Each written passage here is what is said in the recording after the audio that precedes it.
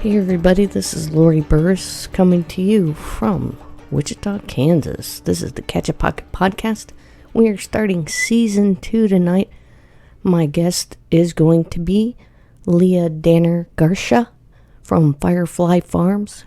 She does some great things with beautiful foods that she grows herself. She has lots of events where chefs come in and cook, and she talks about it here on our podcast tonight.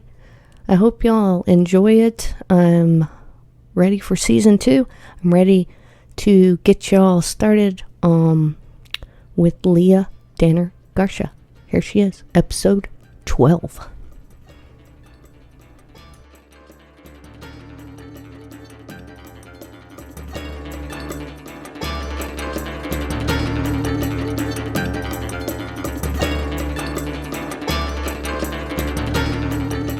So I'm here with Leah Dannar-Garcia, and is it Danner? Mm-hmm. And that was your maiden name? It is. You kept it, though. And it's part of your name now. Yeah. That's cool. I didn't get married till I was 45, so I'd been Leah Danner for, right. Everybody 45 knew years. That. And to abandon that completely just didn't feel right to me. I understand that. So, yeah. A lot of people just keep their name, especially if you have it for a long time. But, but anytime, I think that's perfectly okay. And being from Spanish descent, I appreciate the hyphen. So. Yeah, I wanted to honor my history of being Leah Danner, but I also wanted to show my pride in my connection to my husband and his name. Right, that's Ron, and he does. He's a mechanic. He is a motorcycle mechanic. Motorcycle mechanic, and mostly the European kind. That's right. So he's really into the Moto Guzzi's. That's right. And but he does anything, and he worked on my Honda lots of times, and he's great. He's a really nice person too. So, and we went on rides, like we have breathtaking rides. One time with me and my bike breaking down over and over again on the highway. That was crazy. That was. Hey, but it taught me a lot during that ride. Not to be. You have to be in command when you're on the road and not to freak out, man. Lori, that's really right. I was having this conversation with somebody earlier this week about looking at everything that happens to you as what's the lesson. Mm-hmm. And, I'm a retired teacher, so I think by nature I really like learning. And now that I'm in this new position as a agri-entrepreneur, there have been a lot of fails, and I feel like as long as I can learn something, it's not wasted. And so I really admire you, because that was kind of scary. It was on the road. It was on the verge of what's our safety here, and I love that you see it that way. Yeah, I think that's definitely wonderful. It did. It was just really one of the most enlightening moments of riding a motorcycle that I ever had. So, wow. Yeah. Just because you had to be patient, you had to be calm, but you also had to be crazy and get on it, and just go for it. Yeah. And that's all of those things together make this awesome story to tell later. Yeah, that's right. Yeah. Yeah. So, okay, were you born here in Wichita? I was. You were? Yeah, I grew up here. Like what part of town? Or? Well, okay, so I was born in Wichita, and my folks lived on Gentry Street, which is, do you know where that is? I kind of do, actually. Let me think. It's just north of WSU. Yeah, okay. Yeah. I worked at Buckner Elementary. Yes, I attended kindergarten and first grade at Buckner. Cool. Yeah. I ran that school for about 4 years. Wow. Yeah, as the secretary. Oh, that's so cool. I had no idea. And what a great group of teachers, and they were just so family at that time. Yeah. It was a performing arts magnet, so it was kind of a, the kids were there to learn drama and being able to speak and publicly and just all sorts of cool things. And I just thought it was wonderful. And they, it was during Justin Bieber, so I got like a Justin Bieber cupcake every day for 4 years. Ugh. Anyway, I would take him to Fletcher. So my first grade teacher from Buckner influenced my life greatly. And I still think about her to this day. What's her name? Her name was Mrs. French. Mrs. French. And how did she develop you as a person today? So, I was really, I had some trauma around sleeping and going to sleep and nap time. And rather than force me to take naps, she let me go down to, which is a normal thing in first grade, but she let me go down to the library and she told me to pick out a book I like. And so I picked out John James Audubon's a book of Birds of North America is the title. Yeah. And then I sat down with paper and I drew pictures from that book. Wow. During each nap time. And then at the end of the year, she bound it into a book. And to this day, birds represent something really significant that I'd kind of forgotten that whole piece. And my mom and dad, I grew up and my mom and dad had it in a drawer and they got divorced and I thought it was lost. And my dad died a couple of years ago and we were going through and I discovered it. Wow. And so it brought all of that back to me. And the thing that I really appreciate about Mrs. French is she didn't, instead of adding to my trauma and, she just let me do my own thing. And it worked out. Yeah. You weren't cranky at the end of the day. No. So. And so it was just really this wonderful lesson about working with energy. Yeah. Excuse me for coughing. That's all right. I'll never forget her. Okay. Yeah. So in your grade school, you said you were born in Wichita. And I was. And you went to Buckner? I did, first and second grade, and then my family moved to the country. Moved to the country of Kansas? Yes. So you know where I live now. Yes. So they bought land from my husband's family and built a house there, and I grew up 2 houses to the west. Is that how you met your husband? It is. Wow. Yeah. So his whole family and their family and our family were kind of connected all these years, and so yeah. Wow. Yeah, so it's very interesting to be married to him and be living on that property because I used to play down there as a kid all the time. Isn't that something? Yeah. That is really cool. Yeah. So you guys moved out there. Yeah. In that area where you live now. Uh-huh. And then you lived there and went to all the way through Andover school? Yeah. Andover was good for you? Not really. No? I was one of those kids that school. So I moved to Andover when I was in second grade, and I was always the city kid. I was one of the few kids whose dad was not a farmer. Okay. And, and I was always a city kid, and I never really deeply bonded with my classmates. Right. You didn't have that teacher like Mrs. French. I didn't. Okay. I didn't to facilitate. I think you're right. And I at that time, it was a very small school. I think there were 90-some people in my graduating class. And they were essentially 2 groups, and they were the jocks and the freaks. Right.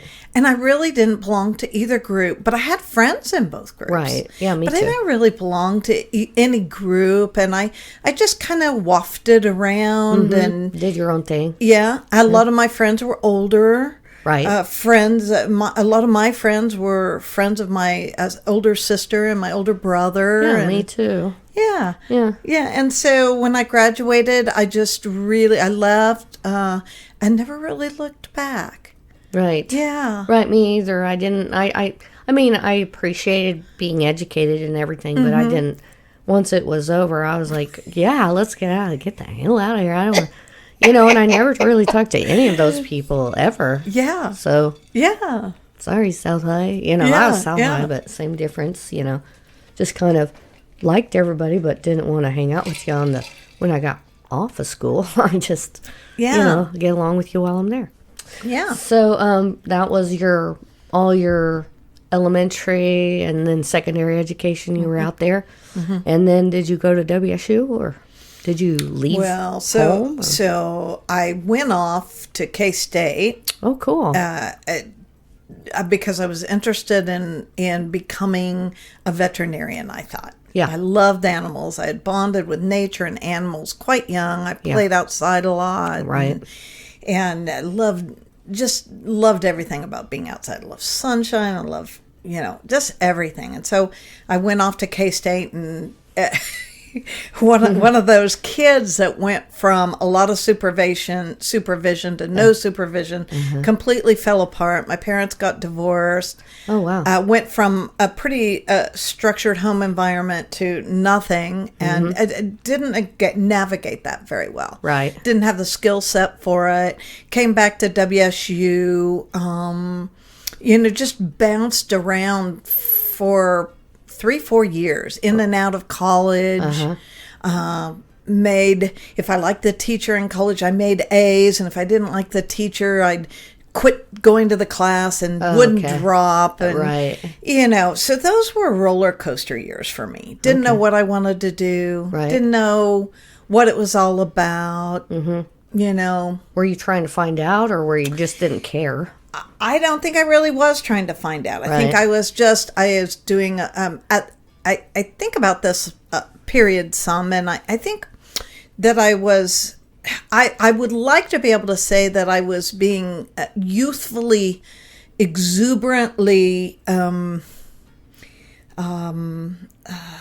hedonistic. But that really wasn't the case. I really think I was just kind of self-medicating and really... like from your parents' divorce and just kind of trying to find yourself as an adult. Yeah. I grew up in a fairly abusive home, and I hadn't really dealt with that a lot. And that was how you're self-medicating, kind of to put that away and not deal with it. Yeah, absolutely. Right. Absolutely. I didn't want to look at that. That was very painful. Right. And so, there was a pretty long period there where I just kind of bounced around and went from this, that, and the other thing. Didn't know. I love these people that know what they're supposed to do. Like have a calling and they go to it and they're just laser focused. Oh, man, I wish I'd had that. I did not. I kind of have that in a way, and I don't, in a way. I admire the other. I admire someone who can just go with the flow and just take, go, oh, there's a path that's least walked by. Let me take that path. I like that person, but I think I'm more of like, oh, there's a well-worn trail. Let's take that instead. It seems more like safe. Yeah. Well, I think once I got out of that phase of my life, it did some cool stuff, and it was just a matter of tripping into the next thing that felt right. And I did it for a while, and if it didn't feel right, I changed and did something else. And it's all wound up at a pretty great place because I'm pretty healthy. Oh, yeah. Finally did deal with those childhood issues and kind of resolve those. Don't need to medicate too much anymore. I've learned to like myself. I've learned to love myself. Yeah. Really hard work. Yeah. And all of those experiences that came after that period really prepared me for where I am now. Right. Which is a pretty great place. So, sure, yeah. So. I think so. I think where you're at now is just thank you. It's, for one thing, it's really good for the city to have a source to go to for organic produce and goods. But it's also just a really good feeling that you get just being around people that care about the environment and about their society that they live in, and they're educated people that have good conversations. And I just think all that thing you get just by going and visiting your farm for the weekend. Aren't you kind of say so? That's so gratifying and humbling for me to hear, because that's what I want it to be. I want, so there's a piece of me, so between bumbling around in my early 20s and now, I became a teacher and spent about 15 years teaching. Wow, that's a lot. Traveling. For Wichita? I traveled all over the world. Oh, really? Teaching? Teaching English as a second language. Oh, cool. And so tell me about that. I will. I will. It's really, exactly. I don't often talk about it because I don't know. When I was young, I thought, by the time I'm, 50 or 40, I'll have all these great stories. I will have lived long enough to have these great stories. But, I don't trot them out very often. Yeah. This is the perfect format for that. Well, thank you. So where did you start? So I started in Southeast Asia. I was in Korea. Wow. And traveled through, worked and lived there for a couple of years, and traveled Japan and Thailand and what else? Philippines. Okay.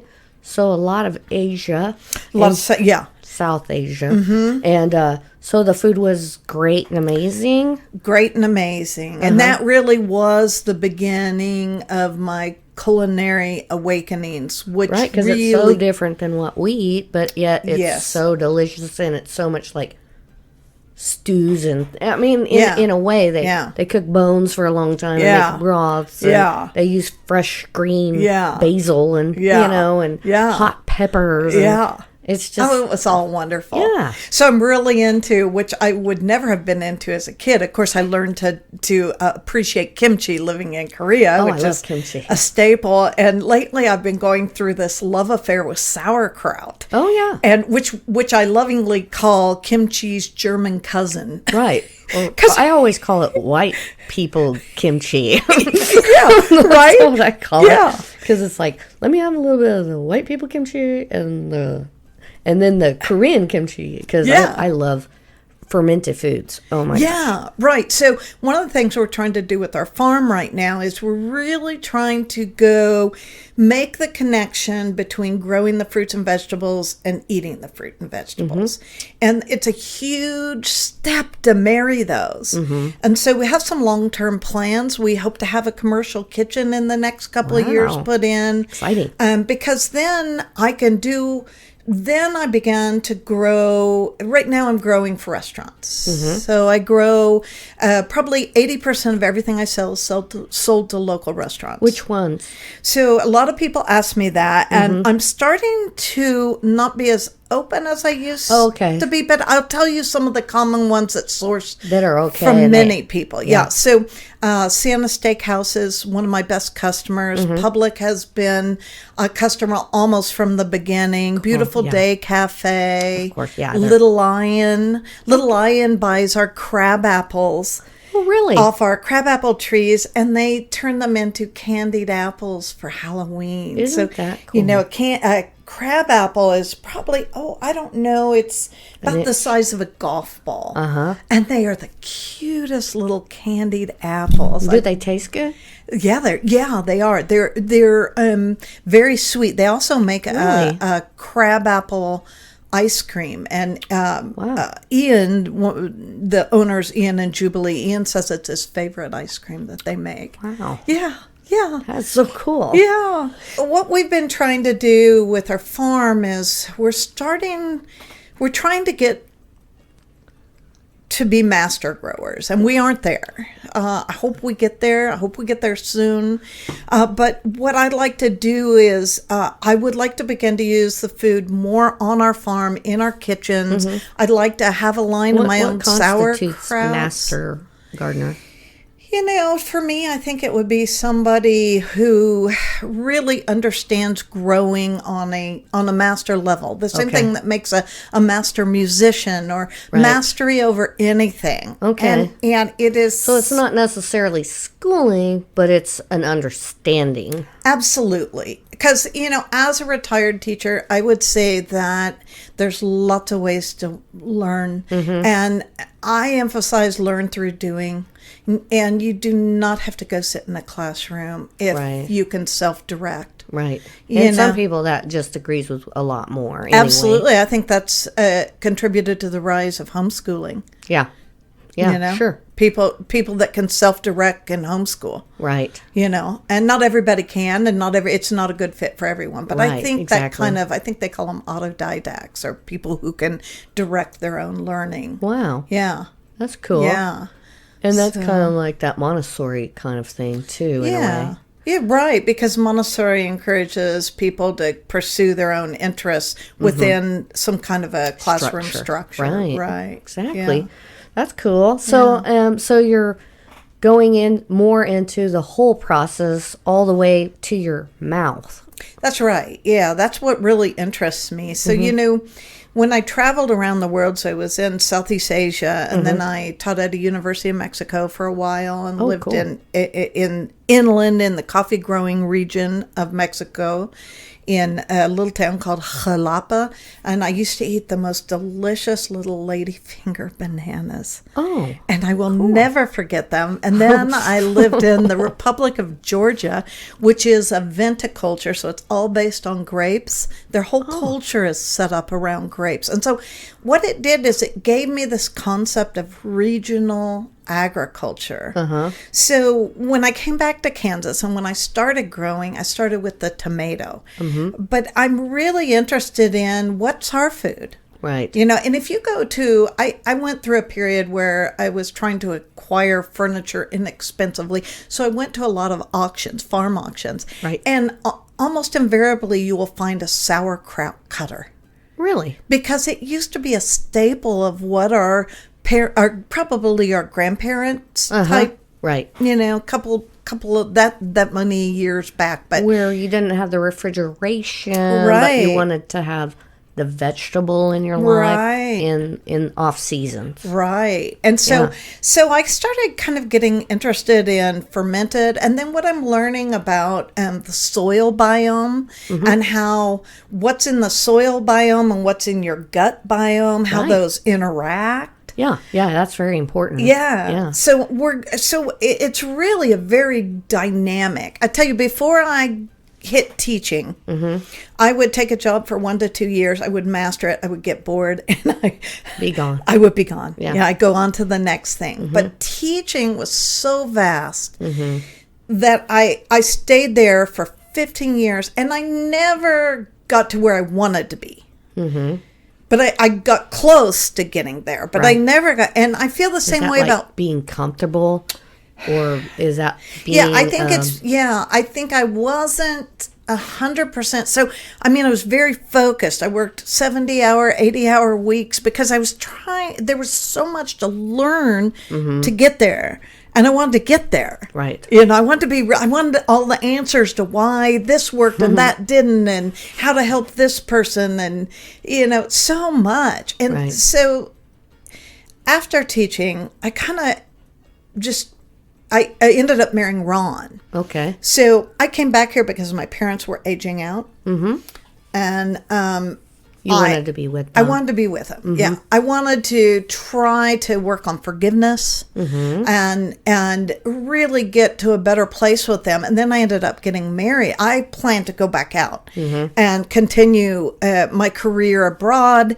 But then I ended up getting married. So I had to kind of do a switch mainstream. And so for a couple of years, I kind of just bumbled around and I wound up in farming. And I'm so thankful for that. Yeah. It's as diverse. We've just put a propagation house on our farm. Right. So I had to learn electrical. I had to learn plumbing. I had to learn, like timing and all that stuff right? There's 1,000 things. For every crop you grow, you have to know how to germinate the seed, how you're going to grow that. So are you going to direct seed it? Are you going to start a starter plant, transplant it? How to fertilize that plant? How to water that plant? How to treat that plant's diseases? How to treat that plant's insects? When to harvest the fruit? How to store the fruit? What are the optimal temperature ranges for storage? How to market that fruit? Oh my gosh. So it's like 10, 12 things that you have to learn for every crop you grow. So I think I could sit here for the rest of my life and not even scratch the surface. And never be the master that you'd like to be. Yes. Right. But it keeps me engaged. And keeps me, which I think is really important. I think being engaged in whatever you do. Right. Plus you get to taste it, and that's a whole nother aspect of what you do, because you're tasting it to learn in a way. Absolutely. So the tagline on our farm for the first few years was chasing flavor since 2015, and we started in 2015. Okay. So I was really interested in tomato flavor. So what I tell people is when you go and buy a tomato at the store, you are not buying a tomato. Right. It doesn't taste like a tomato. No. What you're buying is the idea of a tomato. Right. Because the commercial food supply chain, that's right. Yeah. It's structured water. I've seen people take commercial tomatoes and use it as baseballs. Yeah. And my tomatoes are very ephemeral, meaning that they're good for a couple of days and then they start to break down. Right. And they just don't have much shelf life. They're very sensitive. They can crack and split. But if you want flavor, you want my heirloom tomatoes. Right. I've had a few and they're delicious. Like just those you could have for dinner. Yeah. Really. Yeah. Because they're just delicious. And Yeah. a little salt and pepper and some mozzarella cheese and olive oil and a little balsamic or basil on it. Yeah. Oh my gosh. Yeah, I do that all the time. That's my favorite thing in the summer. It is, Yeah. Yeah, it's very sophisticated, isn't it? The Mediterraneans, they got it going on when it comes to tomatoes. It's delicious. So I started there with tomatoes. But my tagline now is, instead of chasing flavor, so I came at it from this kind of visual art kind of. So I took my employees and we did a retreat at the end of last year. And here's what came out of the retreat, which was quite mind-blowing for me. And it was food is art, food is medicine, and food is social justice. That's cool. So we're looking at how do we, and so I came at it as food is art. I like a presentation. I like flavor. I like it from that very artistic viewpoint. But then my grower, Chelsea, her son had been sick, very sick as a young child, and had extreme eczema, had all kinds of gluten intolerance, all kind of food allergies. They were wanting to put him on steroids. And she cured him 100% by going to organic foods. It's a very strong and compelling story.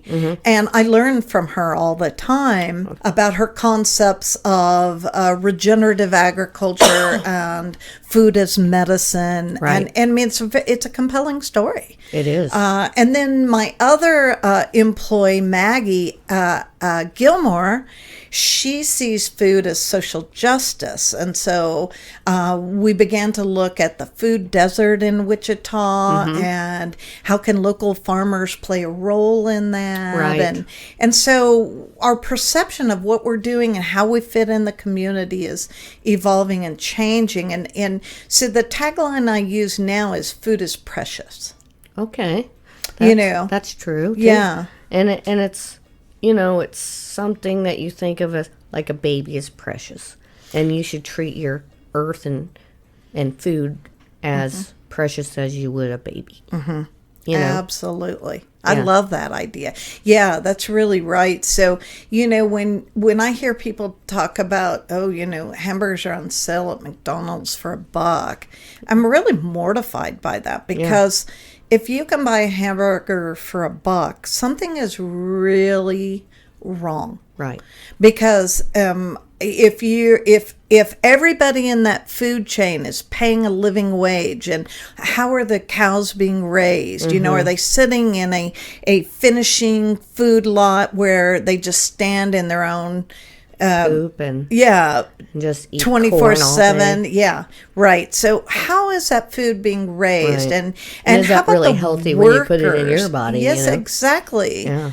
And I think that we've we haven't been asking the hard questions for a few years about our food. We just want to look away, or we just want it to be cheap and easy. And do you know about this concept of emotional dissonance?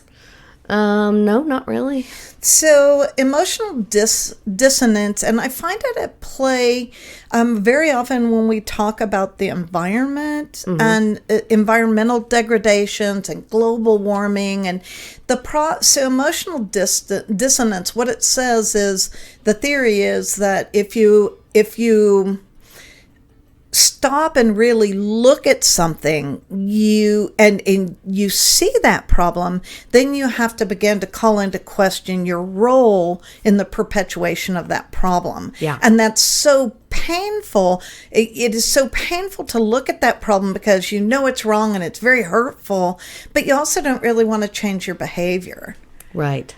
And so you ignore it just so you don't have to deal with it. So you don't have to deal with the pain of the emotions that come with confronting it, and your part in the whole matter. That's correct. Well. That's correct. Yeah. And I think I see that happening. Yeah. And I see that happening with I think that's definitely at play in our food systems. Mm-hmm. One of the things I'm really interested in is, and I talk about it a lot when I talk to my farmer friends, is about breaking the corporate food supply chain. Yeah. So what I want to do is, Wichita has really gotten on board with local food. Or buy local. I'm sorry, the local buy local thing. But I would say buy local food, and they haven't quite caught up there. And so the farming and local food, some people call it new food movement, is really at the beginning for our community. Right? It is. Yeah. And there's more progressive communities out there that have been awakened to this. And yes. It's not really acceptable in those communities to even have a McDonald's. Yeah. Because there's no reason. Nobody's going to go there. Yeah. And like I've been to Boulder and there was one McDonald's in the whole place. Right. And there wasn't a lot of people there, Yeah. I did my grad work in Vermont and there was no McDonald's. Right. Yeah. So people ate locally. So do you know who Alice Waters is? No, I don't.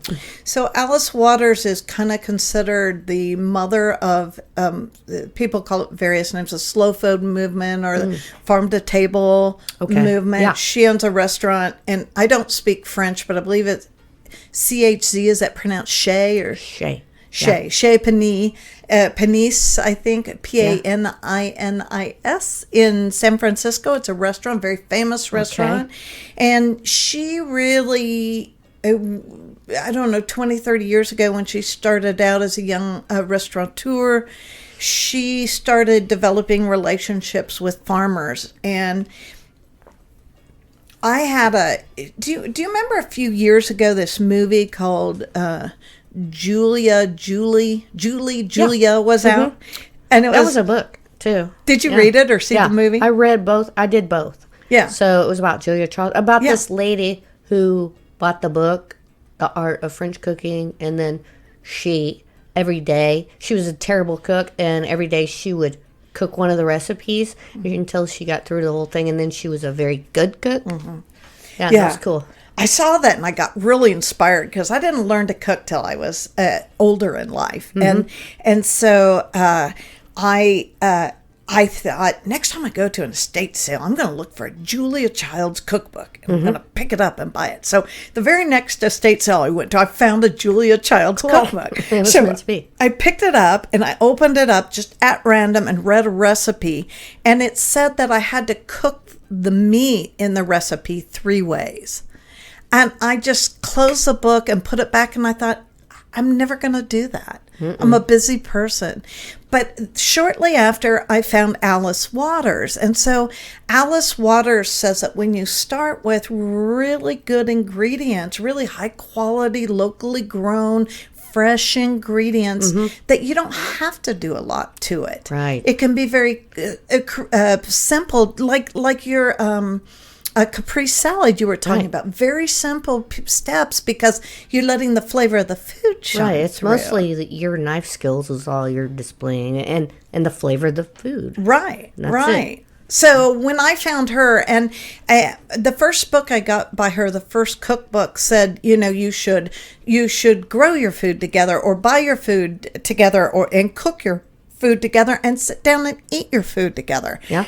And that changes everything. I think it does. It really does. I think it really makes does. a well-rounded understanding and also a good bond, like family bond. Yeah. Even if it's not your immediate family, if it's just a group of people that live in a house together. Correct. But if they do that every day, they're going to be bonded more than you would if you all did disparate things. Yeah. So we started doing farm-to-table dinners at our farm 4 years ago. This will be our 4th year. Yeah. We do them in the fall, and I'm coming to one this time. I am. I'm so excited about I just met with a chef today, and we're planning out this year's schedule, and I'm really excited. We're going to make them a little smaller and a little more intimate. So get your tickets quickly. yeah. But you do have that feel. We see people in long rows in the barn, and people really start talking to people are a little timid at first. They're sitting down with people they don't know, but by the end of the dinner, they're having great conversations. Right. It's a immensely rewarding activity, which is good because we aren't profitable. Well, it brings attention to your place, your farm, and the chef that you or chefs, which I want to do, restaurants or even bartenders or whoever you bring in, and the other farms. You talk about it, so you get a level of just information that you're spreading to the community, because those people go spread the same thing, outwardly. So that's so cool. Thanks. Yeah. I really do work on that community piece, and we try to do that. We do the farmers markets in the summer, right? And again, I don't make money off my farmers markets, but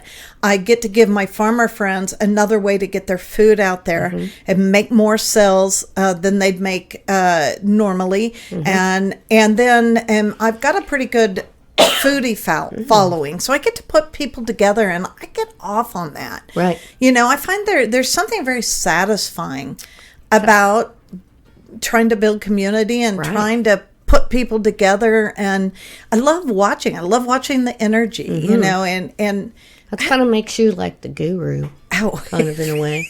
Like you're the foodie guru. I don't know. I don't think anybody would accuse me of being a guru, but it is. Do you know what I mean about that energy? You can almost kind of feel it when people are excited and they're kind of catching pockets and riffing off each other. And all right, Leah, you're my first guest. I got it. Saying my name in my podcast to me. Yeah, I get it, Lori. I thought it was a wonderful concept because I am a music person. So when I in preparation for today, I did listen to some of your podcasts. Thank you. And when you explained the name of your podcast, I got it right away because I love when you can riff off each other. Yeah, it's a really exciting... It's a special thing that you don't always get, so it's kind of nice, Yeah. I mean, a lot of people have a confidant that they talk to, and they can catch a pocket together all the time, but you don't hear strangers do that very often, and that's your dinners kind of do that. They get people to do that together. So that's so cool. Yeah. You get it. We're both trying to build community, maybe. We are. How exciting, Lori. Just different ways. But I really love your way. It's just so neat. And I don't know why getting your hands dirty in the earth and growing something and then tasting it and it being so delicious in comparison to grocery stores. And, even if it only has a 2-day shelf life, you find a thing to do with that. On the third day, if there's any left, let's can it, or something like that. Or turn it into a salsa. Or we haven't done anything on the farm. All we eat is the B grade. Stuff, Give the best to the customers. Yeah, right? That's right. But so there's always this challenge of what are we going to do with this? And it's got here's a tomato with a split. Well, I guess we're doing BLTs tonight, or we're doing panzanella is my new favorite tomato thing. Do you know panzanella? No, tell me. So panzanella is an Italian dish made pan in Italian and Spanish both mean bread, and so you kind of you make a very large kind of crouton out of a sourdough, and then you chop up some tomatoes and a few other things, and you put the croutons in, so it's very soupy, and the croutons absorb all those tomato juices. Oh, cool. Oh, gosh. I'll make some this summer for you. I'll be right over. Just give me a ring. Yeah. That sounds delicious. Yeah. I can't wait. This season, hopefully it quits raining and improves. Maybe the rain will help in another way. Who knows? I really think my prophecy is that it's going to be a really great food year. Yeah. So last year we had the wettest, I think, September and October on record. But we had many years of drought. And I just saw earlier this week, before this last round of rains, that there was a very small area, a little bit south and a little bit west of Wichita, that was still in drought. Oh, really? But I'm guessing with this last round that they're out. So everything that's bloomed for us on the farm, see, what I normally see are after these wet La Nina years is that we have really stellar years. So I think if the rains don't go all summer, I think you're going to see bumper crops of everything. We have peaches and apricots and nectarines and apples and pears. And for the first time, our young tart cherry trees are putting on. Really? And as far as I know, we're the only people in Wichita growing tart cherries. So I'm very excited. My husband's favorite pie is a cherry pie. And so we started growing It's my favorite kind of jam. Is it? Yeah, I've never made a cherry love jam. Cherry jam. You don't get it very often. That's why I think I love it. You know, I have like sand plums in a way. You know? Oh, yeah. Which we also grow. Oh, cool. But, so a cherry jam. I have a really wonderful little almond cake that is uniced. And I think that with a little bit of cherry jam, because almonds and cherries kind of have a symbiotic relationship. They do. Yeah. Yeah. Yeah, so you're making me hungry. It's dinner time. Sure. So you do everything organically, and your you said your pesticides that you have to worry about pests. So how do you organically, confront those kinds of things?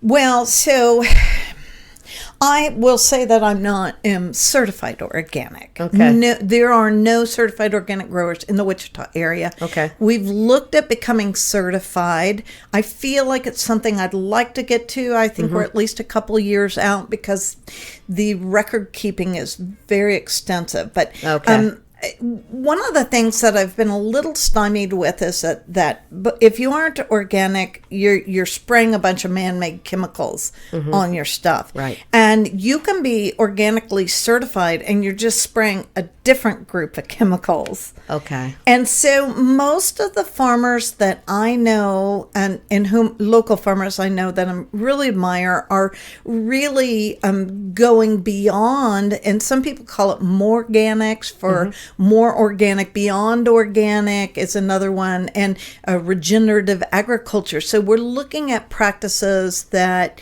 help the soil and looking at the ecosystem, the greater ecosystem. So we're moving. Originally, I would have used things like Sevin, which is a man-made chemical insecticide. And then I moved to things like neem oil, which is there's a list of chemicals that they call them the OMRI list, and that are OMRI is the certifying organization for organic amenities. Okay. And so a neem oil is one. Bacillus thuringiensis is one. I'm trying to think of pyrethrin is one. And so for a few years I used those amenities, but I started raising bees.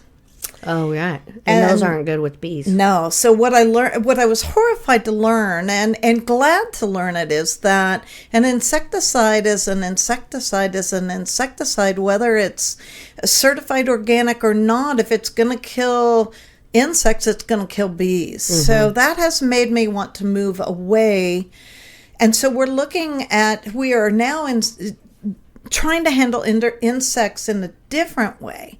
So one of the things that we're doing, we're going to greenhouse growing, and we're putting insect netting of a certain size, with holes a certain size to keep the baddies out, and then we release beneficial insects on the inside. Okay. And so we've wandered into this whole area. We had in our propagation house, which basically think of baby plant nursery. Okay. So in our propagation house this spring, we had an outbreak of I'm going to forget what it was now, but we discovered it and we handpicked the first day. And then my grower got out. Last year, we bought a handheld vacuum.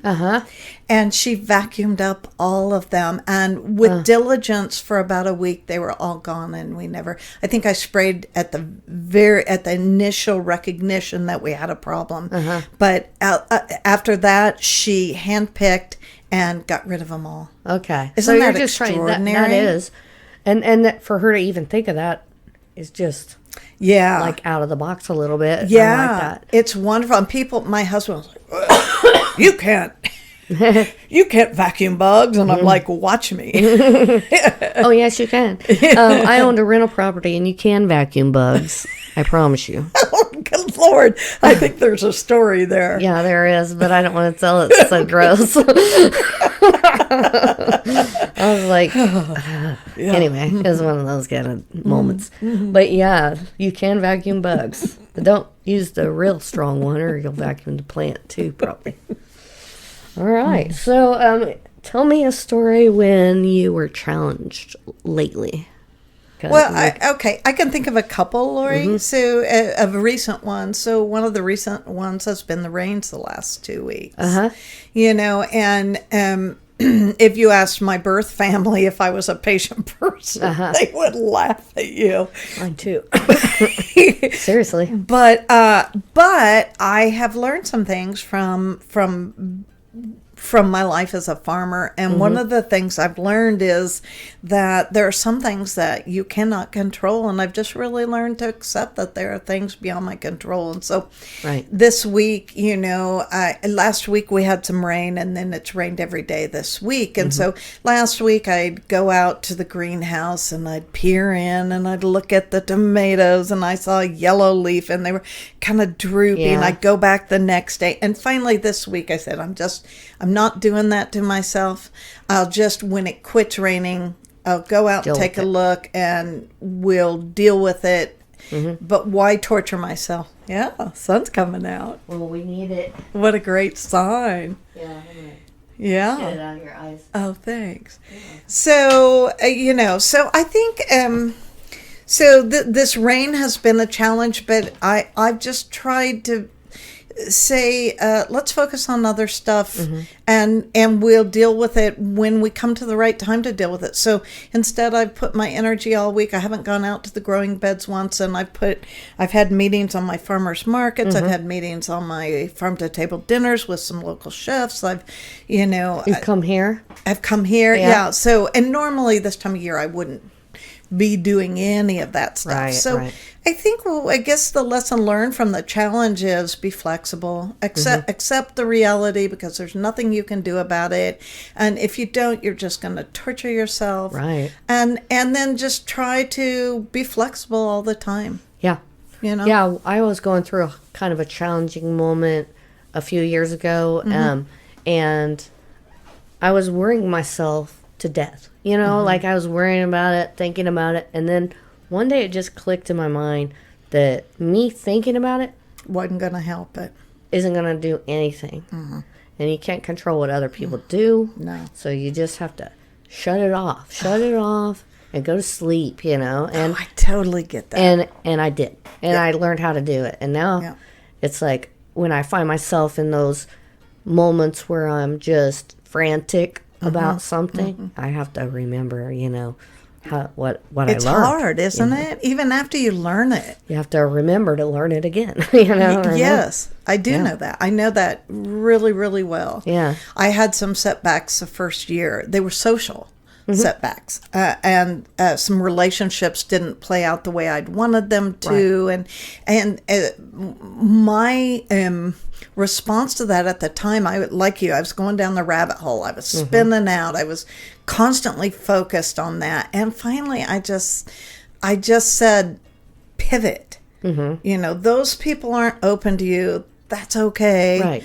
Pivot to the next person, because you know what? The next person was open to my ideas and my vision for local food and was reciprocal and, you know, and supportive. all those things you had wanted in the first place. Yeah. And you just had to learn to pivot. And why is it that we focus on the negative instead of the positive? Yeah, that's another. Do you feel that? I think we do, and I think as you get older, I think you learn to not do that. Yeah. Because maybe you care less what other people think. I think that's so true. Yeah. I can definitely feel that I am, you know, we talk about K through 12 a lot, or birth through 18 a lot, in those stages of development. Right. And I'm really in this place in my life where I really see these stages in my adult life. And I'm kind of going through another one right now, kind of a shift a little bit.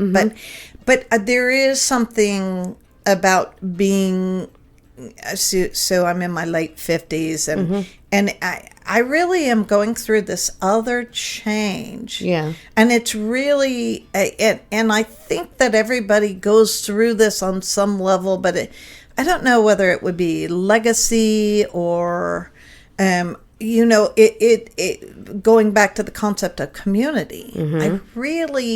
I do not, see, when I was younger, I think giving might have been more focused on a interpersonal, you know, giving something to Lori or giving something to this friend or that friend or my husband, and now it's more on a social level. Right. You know, it's so this concept of community that I've been trying to bring people together and to build community around farming in our greater Wichita community has taken on a different kind of focus, you know, because I really don't get that much. Right. You know, but I do think that's somehow age bound. Yeah. I mean, it takes time to realize that you're worth what you feel like you're worth. You know, and I don't think you realize that when you're young, you're always thinking about what other people think about you.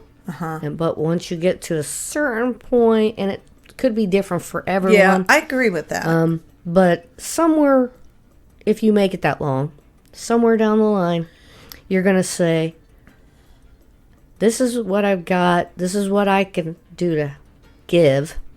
And I'm just kind of laying it out on the table and where the chips may fall or whatever. And then feeling good about, you know, being you. Yeah. You know? So I one of my employees, she's not with me anymore, but she was with me for a couple of years, Maggie Gilmore, gave me a wonderful book about women who recareered, you know, later in life, anywhere from 40 on, and went on to make wonderful contributions, you know, in their fields. And it's been a really inspirational book to me. Love that. Yeah, because I think as women, there's a lot of pressure on us as young women there's a lot of pressure on young women. There really is. Yeah, there is, just for a lot of different reasons, but I think women do have the most challenging life if it's between man and woman. And I mean, good point. Yeah. I really feel like they have to struggle. If they're alone, they struggle. You don't make as much money usually. You don't get the respect usually. You're seen as a weaker, usually. Yeah, not always, but I think you have to bear the child always, and you know, if you choose to, and even if you have a dog, you're the one that's going to feed it. You're the one to take it to the vet. Yeah, you know. So yeah. Plus, if you want a career, you have to plan. Yeah, you know, if you get raped, you have to decide what to do about that. Things like that, on so many levels, right? Yeah, the plus little cooking, a lot of times, and the disparity, and even if you do a great job in your job, if there's a guy, he's going to get promoted. Right. You just, you know, because people are more confident with a man leader or something. Yeah. Excuse me. So I think what happens as we age, at least in my particular situation, I guess I feel as I've aged, and I've heard other women talk about the fact that once you get past a certain age and you lose some of that, you get past that age of attraction. Right. You know, so when you start getting gray hair or wrinkles on your face, then you have to either decide to go get liposuction, and plastic surgery, which don't look at me for that, ladies. Yeah. And or be okay with who you are. Right. And be confident and don't let the people that always have something critical to say get in your brain. Right. You know? Right. Yeah. I think that what happens is women get sometimes people don't see you, get invisible once you have passed that stage of your life where there's not people, the sexuality piece is at play. But I also think there's kind of a freedom of that because I think so too. Yeah, you aren't constricted by that or pushed down because of that. And so you're allowed in some way to reach new heights because people don't see you in that way. They don't put you in a little box, you know. Right. So yeah, you can kind of and so I have found that to be true. I get to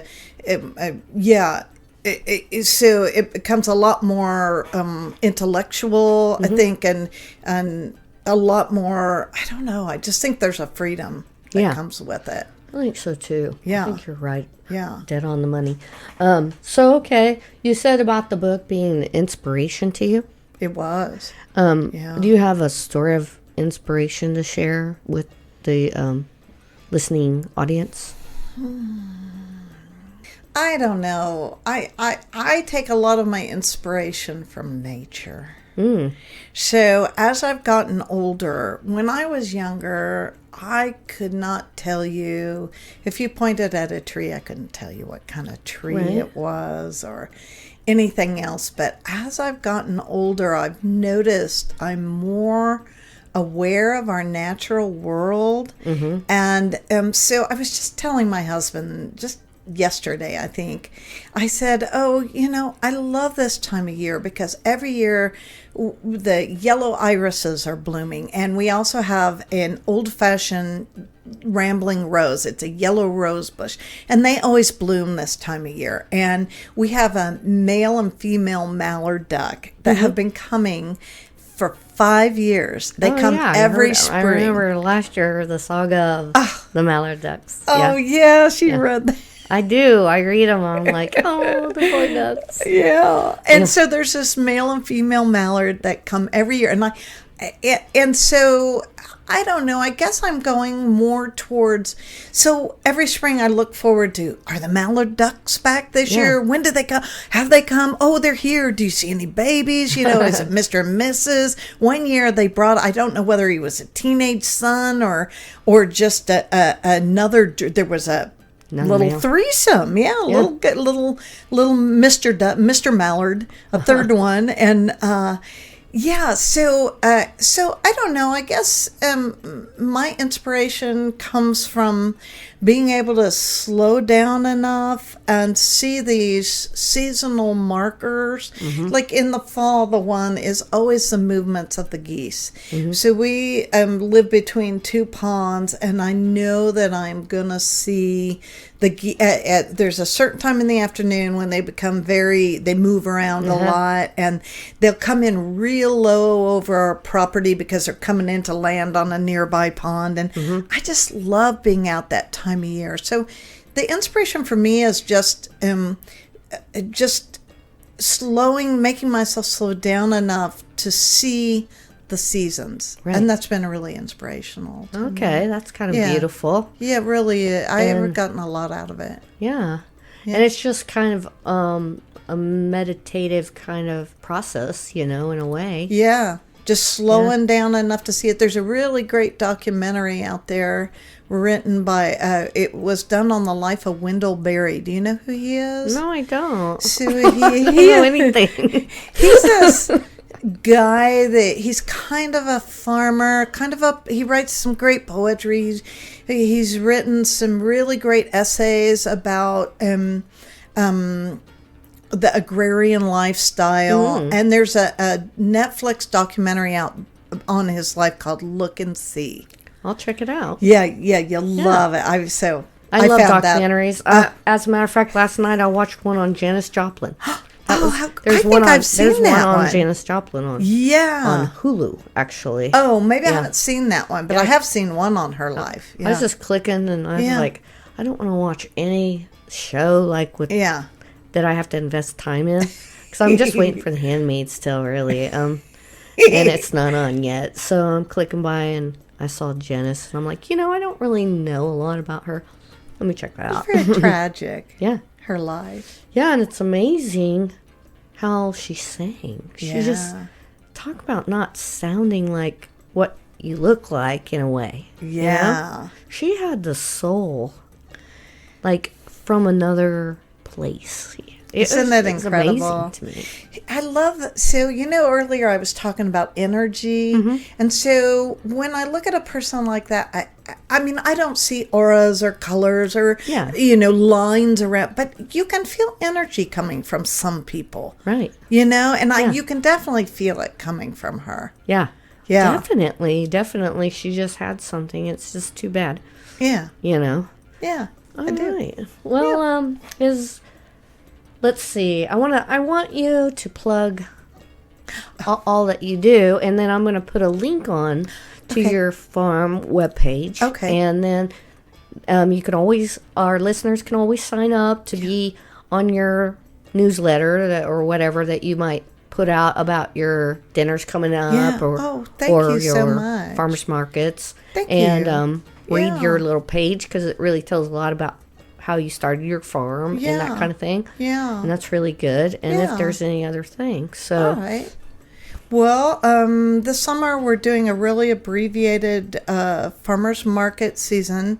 So we analyzed last year, we held them over 6 months, and what we found out is that our attendance was at its heights in July and August, and that's when people want to come to farmers market. So we cut out the early spring and the late fall, and we're doing our farmers markets on the first and third Sunday of July and August. Oh, cool. Yeah, so we're doing those from 11 to 2. Okay. 3 hours. And we're really super excited about our lineup. We have a couple of mushroom farmers. Oh, cool. Going to join us. We have a couple of cheese makers. Nice. That are going to join us. We have we have a guy that is making high-end chef knives, and he's going to be running a knife sharpening booth. His name is Jeremiah, isn't it? Oh, it is. I'm going to have him on this show too, Jeremiah. Wonderful. I hope you're listening. Yeah. Yeah, so we were just talking today. I think that's really cool. Yeah, come out and get knives. your knives sharpened. Yeah. Yeah. He's a really dynamic guy. So we're really excited about the market. The goal of the market is that people could come out and buy everything they need to eat well for a week without having to supplement from the corporate owned grocery stores. Right. So all grown locally. And not only grown, but we have some ranchers, so there'll be some like grass-fed beef and lamb. Nice. There'll be eggs, there'll be your honeys. Honeys. You have the honey guy there. Yes. Will you have your own honey, or is that just kind of for yourself right now? So we are not at a place of selling our honey off farm yet. Okay. So my goal with my bees is just to pollinate. Oh, okay. But since we're moving to house growing, that's changing a bit. Okay. So that whole program is in flux. Right. I have the death of a hive on my hands, and I'm having having a lot of guilt about whether I'm knowledgeable enough to do that. Yeah. So, and then the fall market, we're thinking for the farm to table dinners in the fall that we'll kind of do.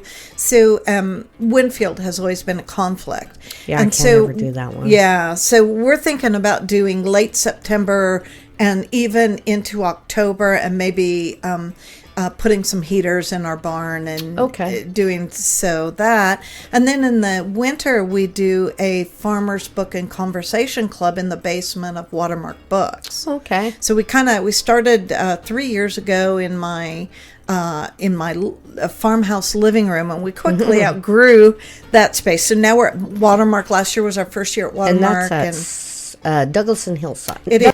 Oliver. What is I'm sorry, it they say? Douglas and Oliver. It's an independent bookstore, of course, and so just like we want you to buy local food, we want you to buy locally books from a local bookstore. Yeah, and we support Watermark 100%. So that's going on, and then we may or may not do some specialty sales, and we may or may not build out some retail sales through. We built a farm office this year, and so that's nice. Thanks for letting me share those events. And we may have a guerrilla underground dinner that's kind of under the radar. Yeah, kind of a whisper campaign dinner that is sounding very unique and very exciting. So you'll have to find somebody to whisper you the details. I'll whisper you the details. You whisper me. Okay. And I'll try not to whisper to a lot of people. I won't whisper on this.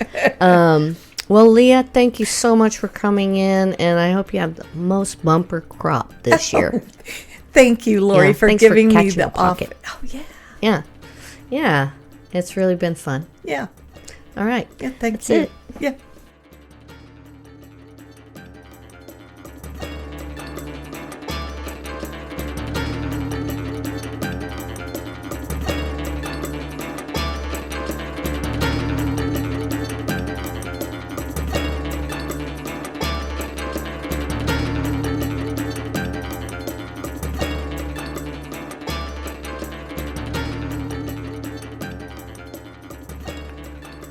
Thank you, Leah, for coming by. Thank you guys for listening. This is the Catch a Pocket podcast. This was recorded in early May. It's now July 2019. We've had a great summer, but now it's time to make some podcasts. And let me know if there's anything you want to hear or somebody that you think would be great to listen to on this podcast. You can reach me at catchapocket@gmail.com. You can call me. I think my number's posted. Oh my goodness, don't blow me up. And you can listen to the Catch a Pocket podcast on any place you listen to your podcasts, except for Stitcher, because I don't have them yet. But maybe I'll get them soon. Who knows? If I get in the mood. Thank you, Lisa and Kirk Grunstrom, for allowing me to use the theme music on the podcast. And thank you anyone else who helps me produce or recruit people for this podcast. I'd also like to thank anyone who takes the time to give us a listen. I hope you guys catch a pocket you can be proud of. See you next time.